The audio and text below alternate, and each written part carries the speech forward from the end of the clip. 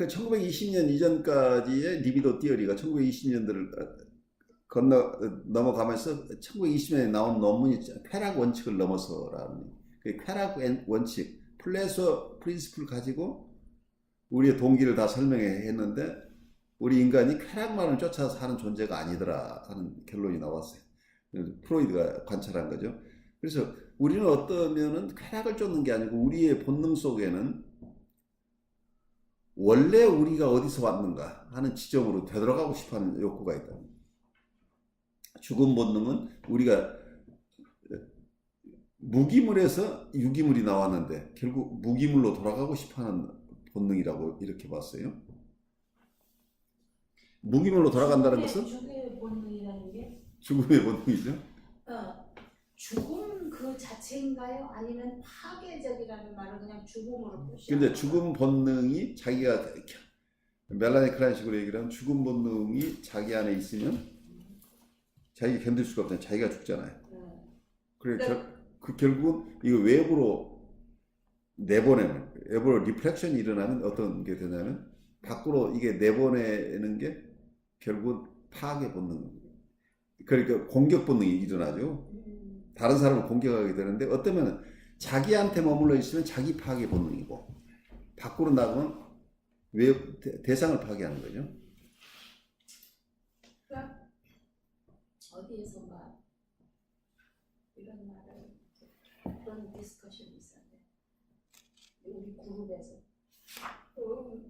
나는 요즘 굉장히 죽음에 대해서 그러니까 죽고 싶다. 네. 죽고 싶다는 그 죽음에 대해서 많이 생각을 한다. 과학은 그 죽음의 본능이다. 그건 너무 심플한 게 너무 심플이다. 그죠? 예. 그러면 죽고 싶다는 게 그럼 죽음의 본능이라는 건 나 자살하고 싶었고 그것이 죽음의 본능은 아닌 것 같은데. 그래서 항상 거기에 대해서 이 죽음의 본능. 그래 죽음의 본능이라는 이론 자체를 프로이드를 따르는 사람 제자들도 다 따르는 게 아니고 그 중에 반은 고개를 설레설레 그래서 가장 프로이드 이론의 가장 수용이 덜 된 부분이 이 죽음 본능 부분이에요. 네. 그래서 어떠면은 우리한테 죽음의 본능이 있고 우리가 무기물로 돌아간다 마치 성경 구절 같은 얘기죠. 너는 흙에서 돌아와서 흙으로 돌아간다. 그런데 이런 종교적인 개념이라기보다는 우리 어떤 면에서는 우리가 원래 무기물 상태는 어때요? 아무 움직임이 없는 거잖아요. 그래서 활동하던 생명력이 있는 상태에서 아무 활동이 없는 상태로 돌아간다. 그게 결국 죽음이죠. 그렇게 돼버리면. 네, 그런 상태인데 이 이론 자체가 이게 초심약의 맹점이에요. 그래서 우리한테 죽음 본능이 있어서 어쩌다는 건가. 하여튼 임상적으로 그걸 어떤 현상을 이해하는데 죽음 본능이라는 개념을 통해서 이해하는 것이 도움이 된다고 프로이드는 봤는데 다른 분들은 그런 죽음 본능이라는 개념 자체의 설정이 무의미한 것이라고 보는 사람들이 꽤 있죠. 죽음 본능이라는 게 굉장히 말이 되게 어마어마한 거죠. 그 공격성, 파괴성 뭐 이런 것을 다 포함할 수 있는 거죠. 그러니까 마약 중독자들이 어떻게 될 줄 뻔히 아는 거죠. 그렇죠. 그래서 또 다시 글로 들어가고 그거는 뭐 중독이 됐으니까 어쨌든 그게 랩티션 컨버션이라는 거죠. 어쩔 수 없이 그 중독에서 벗어나지 못하는 거죠. 근데 마약 중독자뿐만이 아니에요. 그렇죠. 모든 사람들이 아까 얘기대로 자기한테 유리한 게 무엇인 줄 알면서도 자기 신체적으로도 위험하고 자기의 커리어에도 위험하고 자기 마음에도 불안을 가져오고 여러 가지 관계를 다 깨뜨리는 일들을 계속 반복해 나가는 일들이 많죠. 그 한동안 그 나쁜 남자 신드롬이라는 거 있었잖아요. 누가 봐도 이 남자는 참 위해주고 그런데 여자가 끌리는 건 나쁜 남자인 거예요. 그렇죠. 그죠? 네. 자기를 함부로 대해주고 막 그러는 남자한테 죽음 본능이라는 게 참 굉장히 큰 명제죠. 굉장히 실감이 가면서도 그게 심플한 얘기가 아니에요. 그래서 이 죽음 본능이라는 개념을 가지고 많은 현상을 설명하기 시작하는데 그거 자체가 굉장히 큰 영향을 미쳤어요. 근데 특히 우리가 다음 시간에 배우는 멜라니 클라인 아주 절묘하게 지금 1920년대 이 이론을 배경으로 해서 멜라니 클라인 이론이 나와요. 그래서 이번 학기에는 프로이드가 제공한 원래 이론과 그것을 멜라니 클라인이 영국에서 대상관계 이론 클라이니언 띠어리를 대성을 했는데 원래 유럽에 있던 사람이 중간에 영국으로 들어간 거죠. 영국에 들어갔지만 거기에서 멜라니 클라인의 이 대상관계 이론은 프로이드의 이 역동 이론, 말하자면 이중 역동 이론, 이중 본능 이론을 기본으로 했어요. 그래서 데스 인스팅크를 프로이드가 이 개념을 가져왔지만 프로이드가 가져온 이 데스 인스팅크를 실제 가장 철저하게 신봉하고 그걸 이론적으로 발달시킨 것이 멜라니 클라인이에요. 그래서 이 데스 인스팅크를 기반으로 한 이론이 클라이니언 이론인데 그 이론을 이번 학기에 우리가 첫 시간과 둘째 시간에서 같이 공부하니까 우리에게 도움이 될 거예요.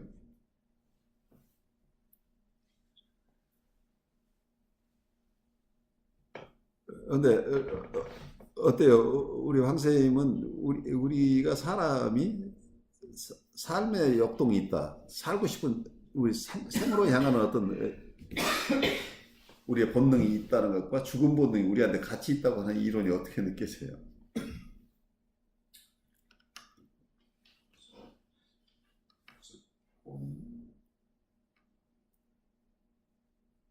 본능인 것보다 이건 뭐 어떻게 생물학적으로 태어났잖아요. 그냥. 생물학적으로 태어났는데 이제 그게 그 본능이라는 게 문제는 우리가 누구든지 다 죽어요. 태어나고. 근데 그것이 뭐 사람만 그런 게 아니고 모든 생명체가 다 그건 사실인데 그렇다고 모든 생명체가 죽음을 향해서 가는 어떤 이런 인스팅트가 있느냐는 것은 또 별개죠. 사람만 그렇다면 우리 동물도 어떤 그 인스팅트에 따라서 그게 아니라 이게 자연 법칙에 따라서 이렇게 그렇죠. 되는 거잖아요. 그래 인스팅트인데 어쩌면 동물을 생각해 볼 때 동물에 죽음 본능이 있느냐? 그래서 동물은 삶의 본능만 있는데 잘 살 수 없는 환경에서 결국은 나중에 자기가 더 이상 살아갈 수 없어 자연적으로 죽게 된다고 이렇게 볼 수도 있는데 죽음을 향해서 본능적으로 자기를 끌고 가는 힘이 어떤 동기가 자기 안에 본능적인 어떤 힘이 있다고 보는 것은 또 별개죠. 다윈은 또 그 적자생존이라는 적자생존의 원칙을 가져갔죠. 있잖아요. 예. 뭐 그러니까 어떻게 보면은 아주 악조건 하에서 도리어 그 강한 자의 생존이 서바이벌 오브 피티스트라는 얘기를 했었죠. 네. 적자생존. 그래서 거기서는 삶의 본능 얘기를 한 거지 다윈도 죽음의 본능을 얘기했다고 우리가 얘기할 수 없겠죠. 그러니까 뭐냐 악조건이라는 것은 이게 뭐냐 죽고 싶다 하는 그런 것을 갖다가 이해하는 그런 것이잖아. 조건이라고 해서 누구나 죽고 싶지는 않아. 그렇죠. 걔가 막 나를 휘둘게 패는 주인을 만났을 때, 난 죽고 싶어. 그러진 않을 것 같아. 그렇죠. 아니 그러니까는 아까 강박관념이라든지 예. 이런 것이 그 unpleasant한 거잖아요. 그렇죠. 그러니까 환경이 unpleasant한 상황에서 그지만 그 동물이나 생물학적으로는 그걸 글쎄 그게 좀 하부가 맞는지 안 맞는지 모르지만 저는 짐승에게는 그런 게 없을 것 같아요. 우리도 뭐 지금 이성이면 진성이죠. 그러니까 아니, 인간과 이제 진정. 제가 인간한테만. 제가 들은 거 이게 정확한지 모르겠는데 그 고래 중에 범고래가 지능이 높아서 고래나 그러니까 범고래도 고래 종류니까 그러니까 내추럴 셀렉션은 그 적재 생존은 그거는 환경이 바뀌었으니까 그 환경에 맞는 종만 살아남은 거고 근데 이제 그게 이 데스 인스팅트가 어느 정도의 지능이 있는 동물한테도 해당이 되는지 그거는 모르겠고요. 데스 인스팅트는 저는 프로이드가 그 성적인 쪽으로만 너무 이렇게 알려져 있어서 그 친구가 굉장히 유명하잖아요. 그렇죠. 데스 인스팅트 이런 띠어리가 있는지는 몰랐거든요. 근데 이게 지금 이분은 그러면은 이게 본능이라고 얘기를 한 건지 그 본능이라고 얘기하는 거죠. 굉장히 중요한 본능이라. 그러니까 성적 본능과 같은 힘을 가진 본능이라고 보는 거죠. 본능이라면 즉 나의 의지와는 상관이 없어. 그렇죠. 내 의지하고 상관없이 주어진 거란 말이에요. 그러면 그게 타고났다는 얘기예요. 어떤 상황에서 그게 발현이 되는 거예요? 아니면은 상황에서 드러나지만 그 선천적으로 선천적으로 그걸 가지고 있다는 이제 얘기죠. 잠재돼 잠재돼 있다는 얘기죠. 그런 상황이 있는데 드러나. 근데 압축권에서 도려 막 살려고 발부리고 그렇죠. 이렇게 하는 그런 그게 그런 그렇게 것도 한다면 있죠. 모르겠어요. 이게 그는 라이프 인스팅트. 그게 더 강한 거예요? 어. 그런 사람들? 그러니까 근데 또 죽고 싶은 생각이 들잖아. 근데 살고 싶은 마음도 있지만 죽고 싶은 마음이 있다는 건 항상 본능. 항상 두 개는 같이 갔죠. 딱 이렇게 구분이 흙과 백으로 갈려있어. 그러니까는 아마 이 성적 본능하고 아닌 거야. 그것이 문제예요. 나도 항상 같이 있는 것이. 그것이 문제. 그러니까 이게 죽음 본능과 그러니까 근원적인 갈등에 죽음 본능과 삶의 본능의 갈등이 있다고 프로이드가 이 후기 이론에서 얘기를 하고 있다는 얘기예요. 실질적으로 죽고 싶지 않겠죠. 차라리 죽는 게 낫다 이렇게 그런 거죠. 더 이상 힘드니까 생각을 그러니까 기법한다는 것은 있을 수 있는데 정말 죽음 본능이 있느냐는 미지수죠. 그래서 저는 자살하는 사람이 자살에 성공했다가 막 참 안 된 게 죽을 줄은 몰랐을 거예요. 바로 그거예요. 그러니까 이런 내가 설마 죽으랴 하고서는 그냥 한 건데 그, 죽어버린 거예요. 누구 얘기? 얼마 전에 누가 자살했죠. 누구죠? 그래갖고 내가 참 안 됐다 저거는 죽을 줄은 몰랐을 거야 하는 생각이 내가 들었어. 그래 죽음을 시도해서 정작 죽었을 때 가장 놀라는 사람이 죽는 사람이라는 거예요. 그러게 설마 내가 죽을 줄은 몰랐지. 그리고 죽음이 이렇게 끝인 줄은 몰랐죠. 근데 또 쾌적한 그런 상황에서도 사람이 또 죽고 싶어 하잖아.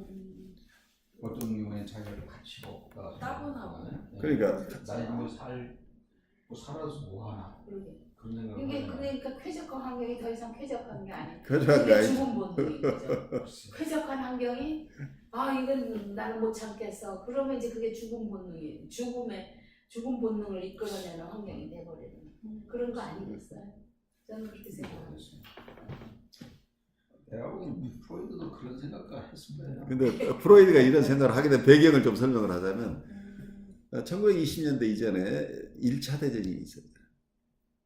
1차 대전이 일어나면서 그 당시까지만 해도 굉장히 과학이 발달하고 하면서 인간들에 대한 신뢰들이 꽤 있었는데 우리 인간들이 이성적이고 그 리슨 중심으로 합리주의적인 사고가 팽배하면서 인간이 많이 깨어나서 계몽주의를 거쳐서 합리주의적인 시대를 가면서 우리는 계속해서 인류 사회가 발전한다고 하는 어떤 희망적인 낙관론이 있었던 시기가 세계 1차 대전이 일어나면서 완전히 와해돼 버린 거죠. 대량 학살이 일어나면서 특히 프로이드도 독일에서 프로이드가 오스트레일리아에 살았으니까 그 당시로 자기 자식들이 다 전쟁에 나갔어요. 그리고 전쟁이 나니까 자기를 찾아오던 고객들이 다 발이 끊긴 거죠. 분석을 받으러 오는 사람이 없어서 어쩔 때는 한 명, 두 명으로 분석을 해야 되는 상황까지 간 거예요. 그 전쟁이 났는데 지금 식량도 없고 죽느냐 사느냐 전선에서 사람들이 죽어나가는 상황 속에서 정신분석하겠다고 올 정신없는 사람이 없었단 얘기야 문제는. 그러니까 그 당시에 프로이드도 굉장히 고생하던 시절이에요. 근데 그때 그 고생이 끝날 무렵에 어느 독지가가 나서서 큰 돈을 정신분석을 위해서 희사를 했어요. 그래서 잡지들도 다시 1920년대 가까이 오면서 다시 정신분석 잡지들도 여러 개를 내기 시작하고 여러 가지 회의도 활발하게 하고 하는데 이런 독지가가 나타나기 이전에는 굉장히 어렵게 살았던 얘기예요. 그래서 자기 삶이 어떻게 될지 모르고 특히 이분이 전선에 나간 자기 자식들이 어떻게 될까 굉장히 노심초사했다고 그래요. 그래서 어쩌면 우리 인간에 대한 낙관론이 프로이드 입장에서는 깨져나갔던 시절이 아닌가 싶어요. 그래서 내가 이게 희망 섞인 너무 낙관적으로 사람을 보지 않느냐, 결국 인간은 어떻게 희망이 없지 않느냐 하는 어떤 비관론이 이 속에 숨겨져 있었을 가능성이 있죠. 근데 환경론자들이 보기는 프로이드 이론 전체가 비관론이라고 봐요. 인간에 대한 신뢰가 약하다는 얘기예요. 왜 그런 얘기를 할 수 있냐면 프로이드가 본능 이론 속에 들고 나왔던 게 가장 중요하게 된 성적 이론이나 또 나중에 이 파괴 본능 이론 내지 죽음 본능이라고 하는 것은 이거 성적 본능이라는 게 좋은 거예요, 나쁜 거예요? 좋은 거죠. 근데 요새 사람들은 좋은 건데 과거에는 어떻겠어요 이게? 그게 썩 좋은 것이라고 느껴지지 않았던 시절이잖아요. 파격적이었을 것 같아요. 성적 본능은 억눌려야 된다고 봤었던 시절이잖아요. 페이퍼가 필요한 것 같아요. 페이퍼. 얘는 수업 준비할 자세가 돼 있을 않아. 아니 페이퍼를 오늘 그냥 조금만 하려고. 아니 페이퍼 겪었는데 중간에 언제든지. 감사합니다. 예.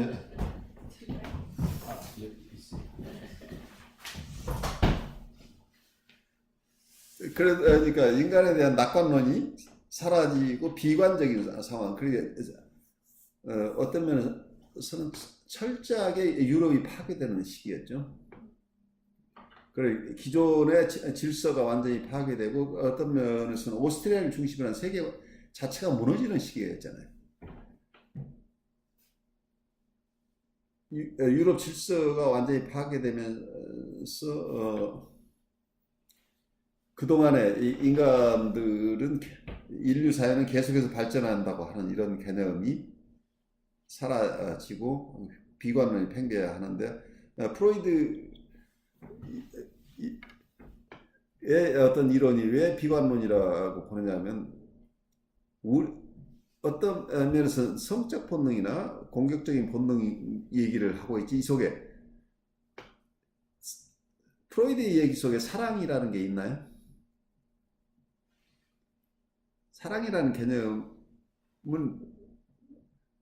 우리가 보통 일반적으로 생각하는 사랑의 개념이냐 하는 거죠. 성적 만족의 얘기들이죠.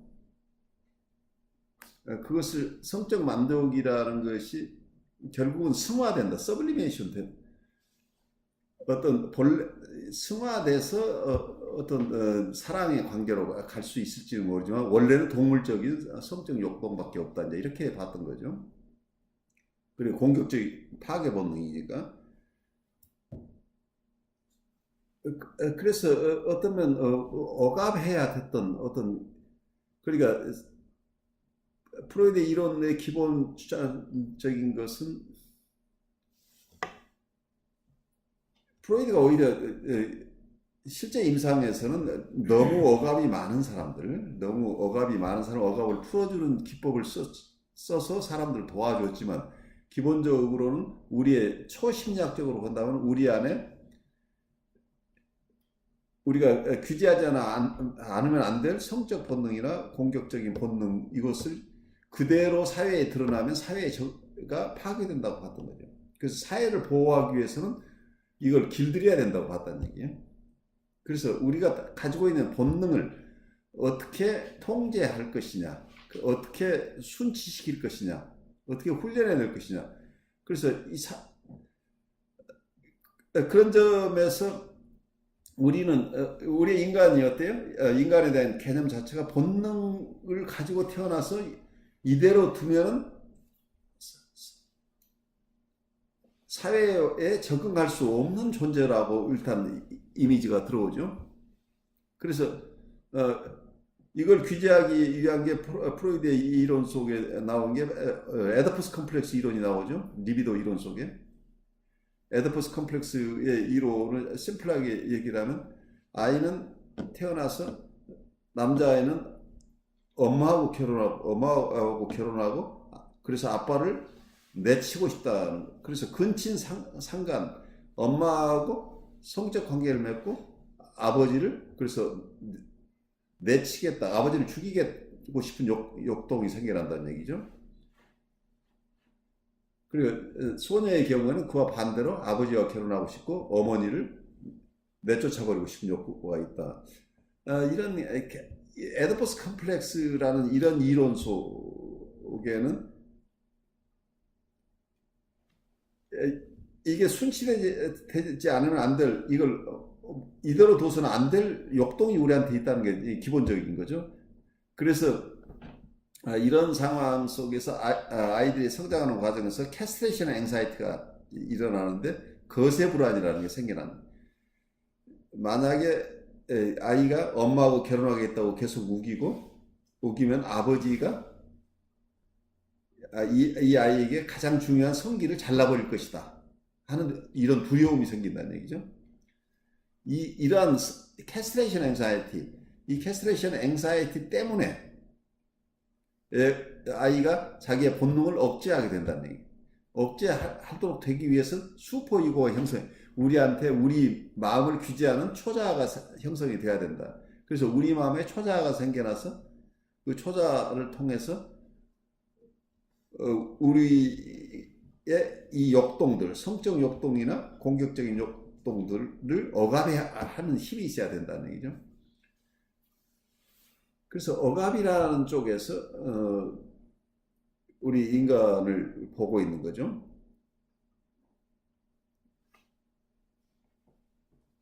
그래서 어떤 우리한테 있는 동물적인 속성들을 어떻게 잘 길들이냐 하는 쪽에서 기본적인 구도가 되어 있다는 얘기예요. 그래서 우리 안에 얼마나 좋은 것이 있느냐, 우리가 좋은 걸 가지고 태어났느냐 하는 쪽에서는 별 프로이드 쪽의 연구 결과가 없죠. 여기에 대해서 어쩌면 환경 중심의 이론가들 속에서는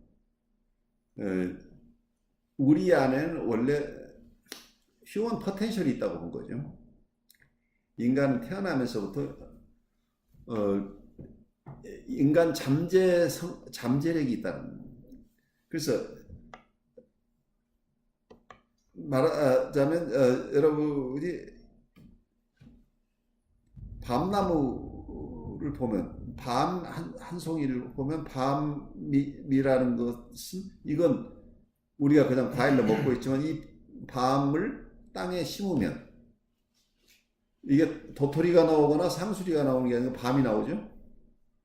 그래서 이 속에는 환경이 적합하면 밤나무라는 큰 나무가 생겨날 수 있는 그 포텐셜을 우리한테 가지고 있다는, 심리적으로도 우리 인간 안에 이 귀한 인간성을 우리가 가지고 태어난다고 하는 쪽에서 환경론자들이 견해해요. 그래서 우리가 가지고 있는 것, 우리는 어떤 탤런트나 어떤 스킬스, 코우식으로 얘기하면 어떤 스킬이나 기술이나 탤런트를 우리가 가지고 태어난다고 보는 캐롤로나이 같은 분도 똑같은 얘기죠. 우리의 리얼 셀프 속에는 우리의 인간 잠재성이 있다고 보는 거죠. 그 인간 잠재성이 어떤 것이냐는 사람마다 고유하다는 얘기예요. 이 고유한 잠재성이 있어서 이 고유한 잠재성이 좋은 환경을 만나서 원래 타고난 그 잠재성이 잘 발현하도록 하는 게 인간이 성숙하는 과정이라고 보는 거죠.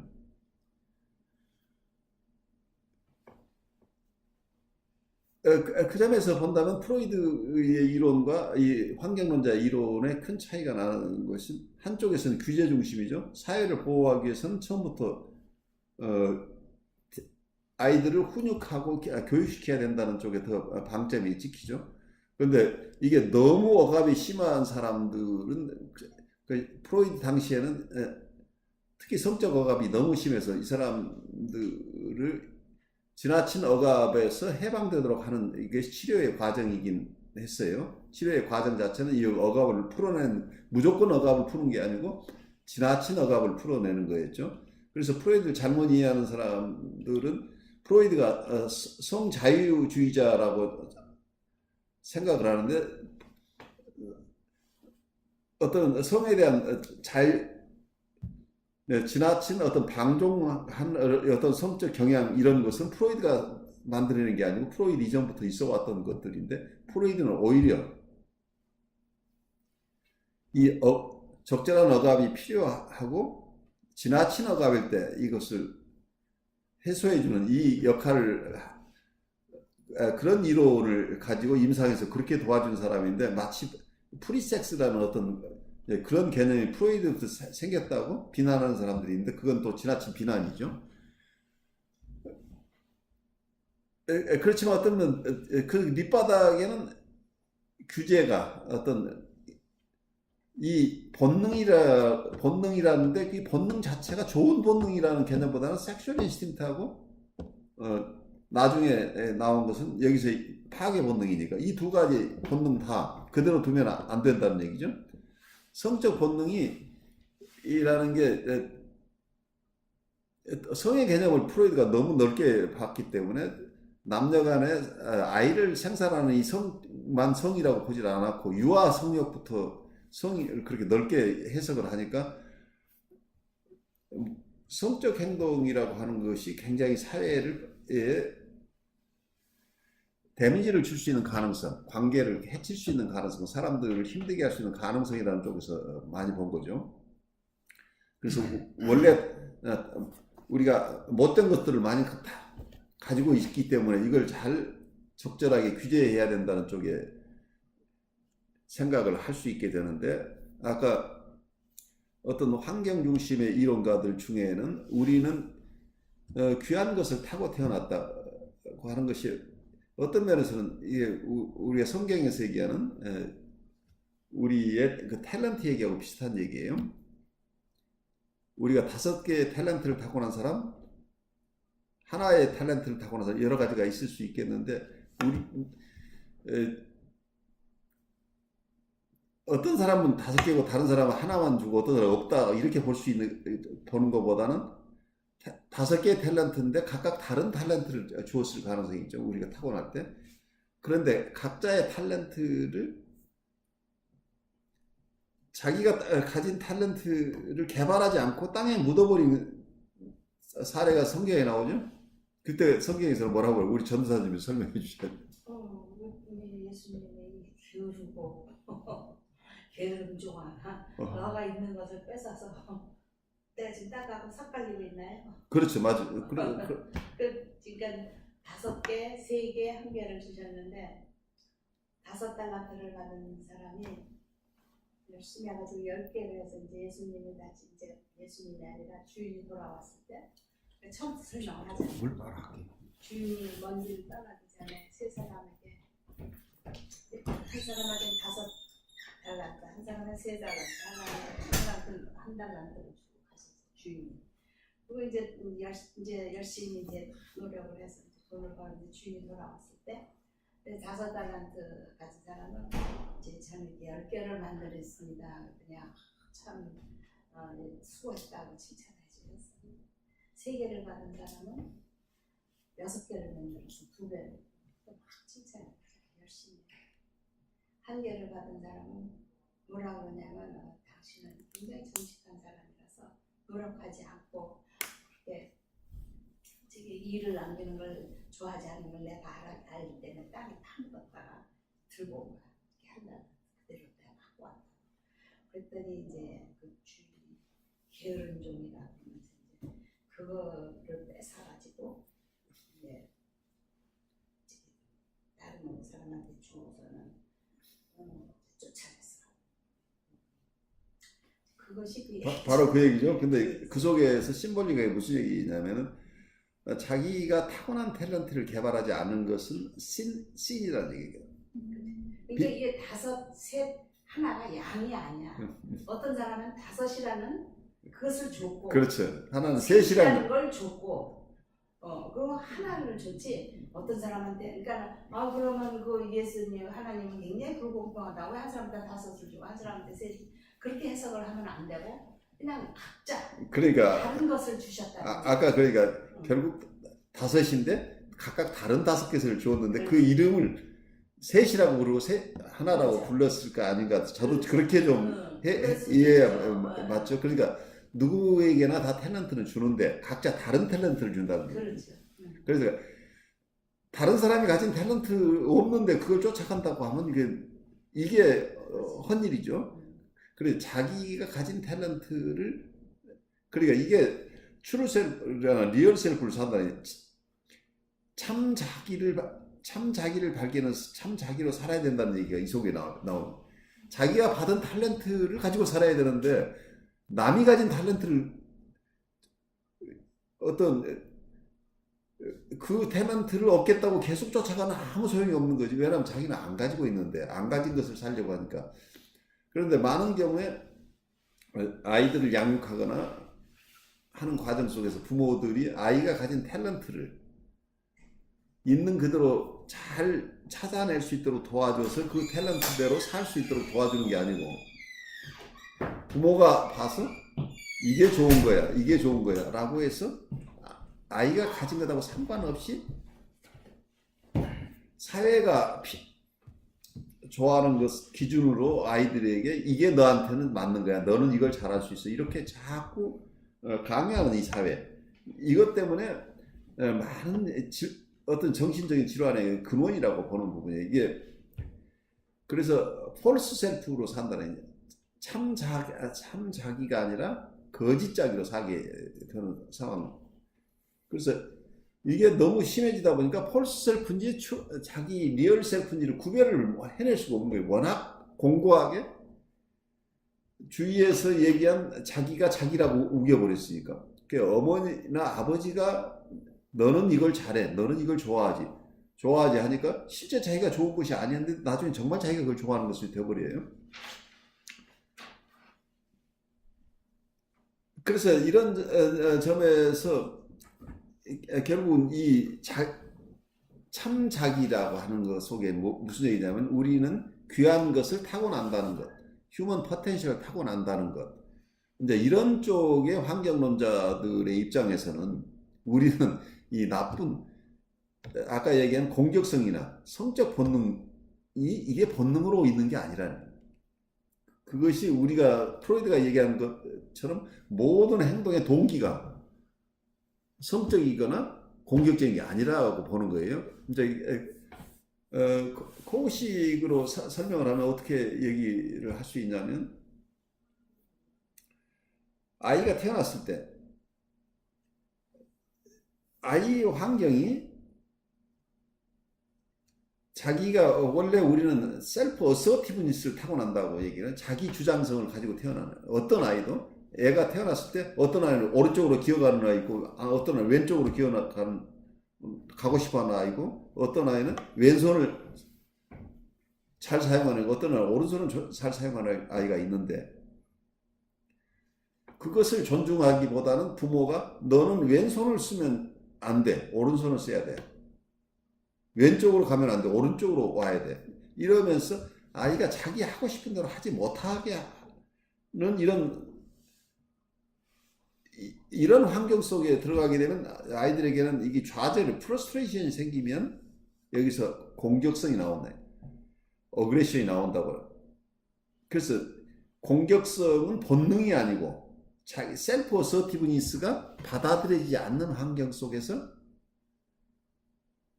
그것 때문에 세컨더리로 부차적으로 드러나는 게 공격성이라고 봐요. 그리고 섹슈얼리티 이론도 아이들이 유아성역이라는 이론 자체가 조금 프로이드가 어린아이들도 구강기, 학문기, 그리고 남근기 이런 과정 속에서 어린아이 때부터 성적 욕동이 있다. 그게 섹슈얼리티, 그래서 인펀타일 섹슈얼리티라는 개념을 사용하고 있는데 이거 자체가 지나친 얘기일 가능성이 있는.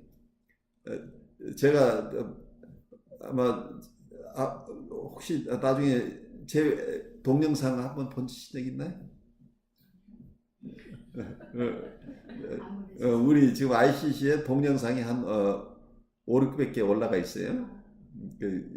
공부하는 과정 속에서 나오는 동영상들 이거 참조하시고 그래서 유튜브에 그냥 거기에 신현근 ICC로 치면 아마 바로 찾을 수 있을 거예요. 그리고 우리가 미주중앙일보에 공부하는 분들의 글들이 다 올라가 있어요. 거기에 그래서 오랫동안 공부한 내용들이 지금 거기에 천 몇백 개가 올라가 있는데 거기에는 지금 그 개설한 지 아직 3년이 다 안 됐을 텐데 2016년 아마 7월쯤 개설했는데 지금 한 80만 정도가 액세스하고 있어요. 그래서 하루에 1000명에서 2000명 정도 여러분들이 공부한 자료들을 다른 분들이 그걸 가져가요. 그래서 어떤 프리 액세스 데이터베이스를 우리가 지금 ICC가 여러분들 지분이 허름하지만 가상 공간에서는 굉장히 큰 역할을 해요. 그래서 지금 미주중앙일보도 있고 미주한국일보 이번에 다시 시작을 했어요. 그쪽도 전에는 그러니까 미주중앙일보는 혁신 라이프 코칭 연수원 클럽이라는 게 있어요. 그 클럽에 가시면 되고, 그 블로그는 네이버 블로그가 있고 네이버의 블로그 또 한국일보에 있는 게 요즘 생겼어요. 옛날에는 그게 없었는데 그래서 거기에도 같이 올리고 그래서 동시에 여러 곳에서 우리들 공부하는 내용들이 올라가고 여기에서 공부하는 것뿐만이 아니라 제가 한국에서 ICP 학생들 가르치는 것도 같이 올라가고 있어요. 그래서 여러 곳에서 제가 강의한 내용들이 같이 올라가 있고 또 학생들이 공부한 내용도 같이 올라가 있어서 참고가 되죠. 그래서 제가 전번에 계속 이 프로이드 공부하면서 프로이드의 섹슈얼리티에 대한 얘기들을 좀 정리를 한 동영상들이 여러 개 올라가 있어요. 프로이드가 너무 모든 걸 섹슈얼리티라고 했던 부분이 무리라고 보이는 게 임상에서 보면은 유아 성욕이라는 것 자체가 성욕이라는 용어를 썼는데 섹슈얼리티하고 센슈얼리티라는 용어를 같이 써서 이런 혼란이 오는 것으로 보여요. 그러니까 감각적인 만족이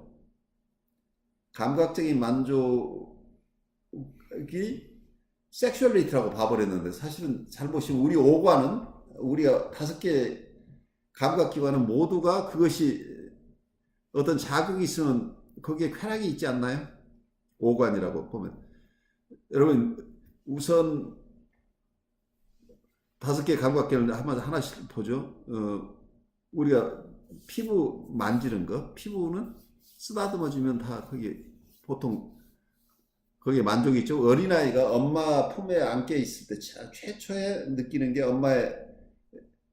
엄마의 품에 있으면서 그 따뜻함과 안온함, 그리고 그 피부에 마찰에서 오는 굉장히 아이들이 느끼는 쾌락이 있을 거란 얘기예요. 그래서 엄마의 젖을 빨면서 느끼는 정서, 그걸 프로이드는 이게 성적 대상으로 봤어요. 엄마의 젖가슴을. 근데 어린아이가 그걸 성적 대상이라고 느끼는 것 자체가 나중에는 프로이드가 그 자기의 입이 어떤 성감대 역할을 한다 이제 이렇게 봤는데, 자, 이런 것들이 어떤 피부의 마찰에서 오는 어떤 만족감이죠. 엄마의 젖을 빨면서 그 사실은 엄마의 피부, 엄마의 냄새, 엄마의 향기, 이 모든 것이 아이에게는 어떤 엄마로부터 보호받고 사랑받는다는 느낌이잖아요. 그러니까 어떤 면에서는 우리가 보통 얘기하는 아이가 느끼는 엄마에 대한 사랑 속에는 피부적인 접촉의 감각이 포함되어 있는 게 아닌가 싶어요. 그래서 어떤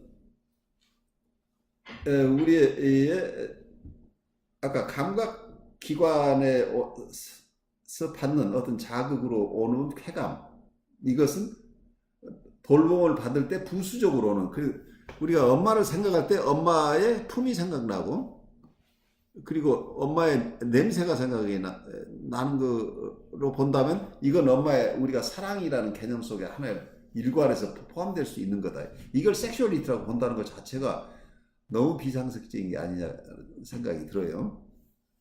그리고 프로이드가 봤던 또 우리가 관음증, 뭔가를 다른 사람의 성행위를 바라보면서 즐거워하는 걸 관음증이라고 그러고, 또 엑스비저니즘이라고 자기를 드러내면서 자기의 신체를 드러내면서 남들이 바라볼 때 쾌감을 느낀다고 하는 것도, 그걸 그런 섹슈얼리티라는 쪽에서 봐서 그렇지, 여러분들이 뭘 봐도 눈이 즐겁다는 얘기 하죠.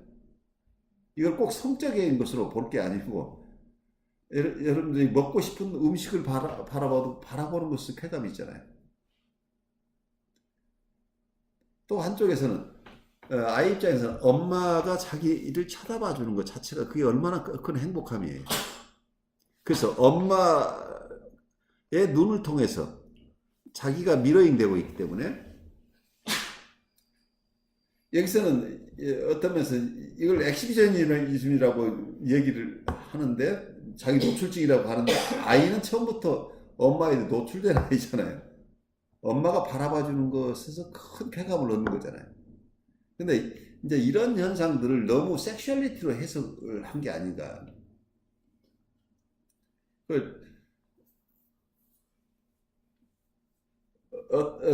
어떤 분은 이게 반대되는 것들, 아주 불쾌함으로 느끼는 거, 제가 어떤 임상에서 이게 도와주신 한 분은 어느 경우에 어느 세션에서 갑자기 소금 냄새가 난다고 그래요.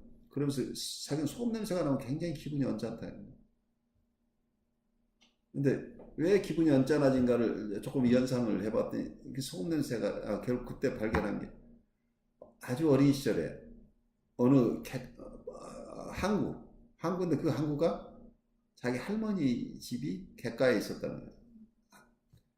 그 포구에 있었는데 거기에 염전들이 있고, 그래서 소금 냄새가 많이 나는 지역에 아주 어린 시절에 있었는데, 그때 자기는 부모님으로 떨어져 있어서 버림받은 어떤 상황이었다.